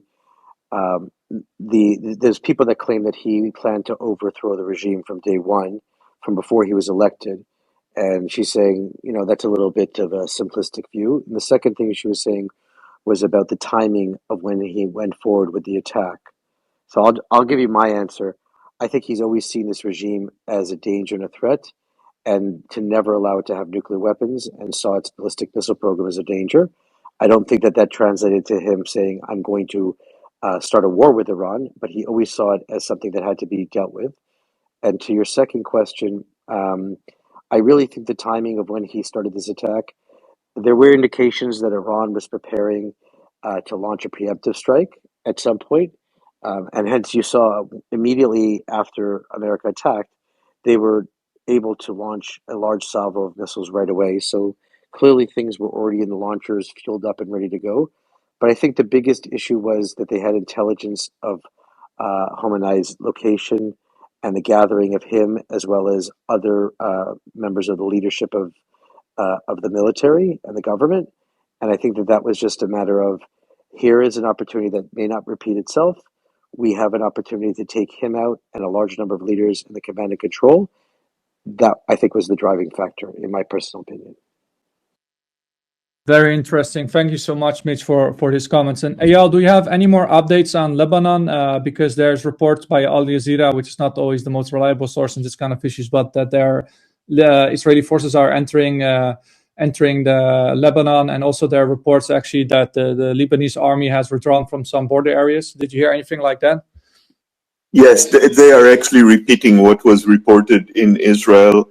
So as I said, Israel is not going all in, to occupy all of Lebanon. It's really along the border in southern Lebanon. And so in order to prevent any clashes by mistake, the Lebanese army has withdrawn from those areas. Yeah, thank you so much. Yeah, there's also Al Jazeera is reporting that the two Israeli strikes targeted two towns in southern Lebanon. The Israeli state radio is saying that Israeli ground forces have entered southern Lebanon. And the Iranian foreign minister is accusing the US of Israel of targeting civilian medical infrastructure. I have not seen any proof of that. And the Iranian Revolutionary Guard apparently have targeted the headquarters of Iranian Kurdish opposition party in Erbil with a drone. So I mean, there's these claims basically that, but most likely that they will try to make like sort of a buffer zone, right? Right. I think that's more like a small buffer zone, basically. Like what they also doing now in Syria, basically. That's my understanding. You can also want to add that they are trying to dismantle the infrastructure of Hezbollah because they just attacked the radio of Hezbollah and it's in Dahia, and Dahia is just next to Beirut. Yes, they took out Al-Manar. Yes. Yeah, the bombing from the air is going to be in all the major areas of Hezbollah, not just in the south, also in the Dahia in Beirut, and I'm sure also in the Bekaa Valley. Yeah. I mean, they already start hitting those areas. I mean, I've been also to Dahia myself in Lebanon, and I've been into those areas. So it's basically like Hezbollah has a strong presence in especially those Shia suburbs of Beirut. So I mean, even if the Israeli ground forces are entering some small villages around southern Lebanon, I mean, most of the Israeli operation will still be airstrikes. And that's why we see more and more strikes going on. And you also saw yesterday, I think last night, that the Israeli army was warning around 30 to 40 positions of civilians of evacuating those areas and warning them that they're going to strike those areas. So I think we're probably going to see more of that. And you also had the reports of the Radwan force on the border. So maybe it's also a precautionary move by Israel. But it was also, of course, sparked by the Hezbollah strike when the supreme leader died. Hezbollah said they carried out an attack on Israel in retaliation for the alleged crimes by the US and Israel. So it's also, I mean, I think Iran is basically pushing Hezbollah to get involved, and also the Iraqi militias, because now that Israel and the US, they have like aerial support control over Iranian airspace, basically. So they rely now on these proxy groups to make more discord, basically. I don't know if you agree with that, Ayan. I think it's the doctrine of the IDF at the moment is that there's no monkey business, right? Like, they gave them the warning: no attacks from the north. You attack from the north, we're going to pound you to all hell. We're coming in with ground forces. And you have to remember, the Radwan Force's primary mission originally was as an invasion force. They had tunnels coming into Israel. Their primary mission was as an invasion force into the north of Israel. We're all sort of amazed in Israel why they did not do so on October 8th, but thank God they didn't.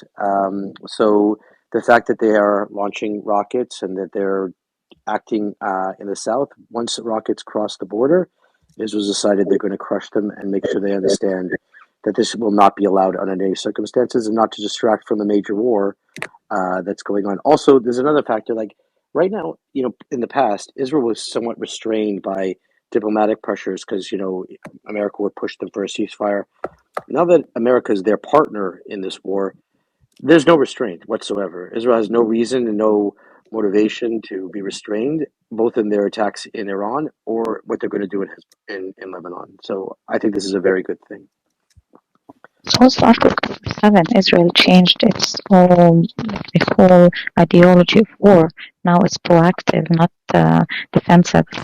But I think that's a good way of putting it, Rania. Maybe, do you have another device that you can open Twitter on? Because sometimes we have this noise. So, or there's an option for just you open it in another browser, the Twitter space. So then maybe we can fix this microphone issue, because we all the time hear this noise. Vladimir, I'm going to drop. I was running to thank you for letting me up. Have a wonderful day. You're welcome, Mitch. Thank you so much. Nice to see you. Whoever was just before me, who was he? Mitch. Oh, Mitch was excellent analysis. Thank you, I appreciate the compliment. Have a very good day, Mitch. We appreciate it. Eyal, do you have more updates from the current issues in Lebanon? And then we go to Amin. And also I saw... I wanted to say briefly that Israel indeed have changed the complete strategy after October 7.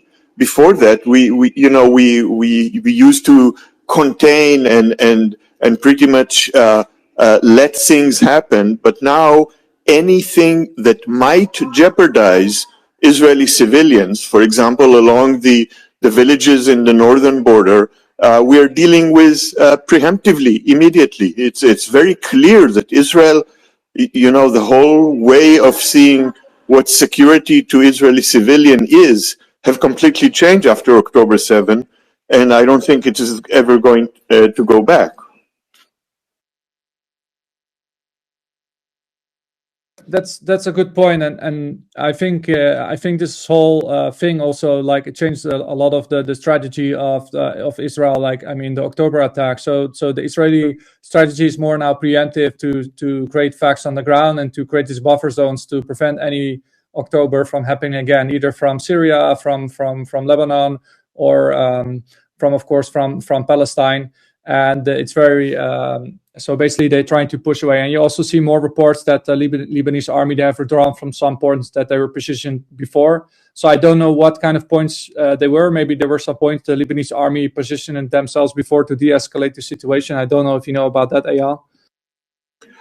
My understanding is that they have told the Lebanese army that the Israeli army is going to move into some areas in southern Lebanon. They don't have to tell them exactly where we're going to operate. So they pretty much ask them, please evacuate the whole area so we don't get into unintended conflict with you. We just want to establish this buffer zone and deal with Hezbollah in case they're there. Yeah. And it's also actually interesting because yesterday were reports that the Lebanese government was basically saying that Hezbollah would be outlawed, and they asked them to stop attacks. But then I think you have sort of this situation both in Lebanon but also in Iraq, that these states, basically, they cannot control these armed groups. And sometimes these armed groups are even stronger than the state, which we also see now in this current situation, Ayal. I want to also go to Donna because she raised her hand. Go ahead, Donna. You have any comments on this situation or in general? Yeah. Well, I've just come in, and the only thing that I heard was Eyal saying that the strategy has changed, and now we basically carry out preemptive attack on anything or anyone that we see as a threat. So I just wanted to translate that. That means that Israel has no regard for international law and basically has got a strategy of kill, kill, kill as much as you can in order to provide No, security Donna, for that's Israelis. not May what I it please means. finish? That No, no, but and no, Jill, let me you're just, putting can I words. please finish and then you No, can you're come back? putting words into Please, my please. mouth. You're putting words into Well, my mouth. I'm Israel saying, does no, not I'm have. not saying that. Israel I'm does just saying not this, that's have just the a translation. policy This of is kill, my view kill, of the kill. translation of you're Israel, saying. You can talk Israel, after I no, finished, Israel Eyal. is defending Eyal, you its can really respond population. as soon as I'm That's finished. what It's you not a good fail idea to. to interrupt.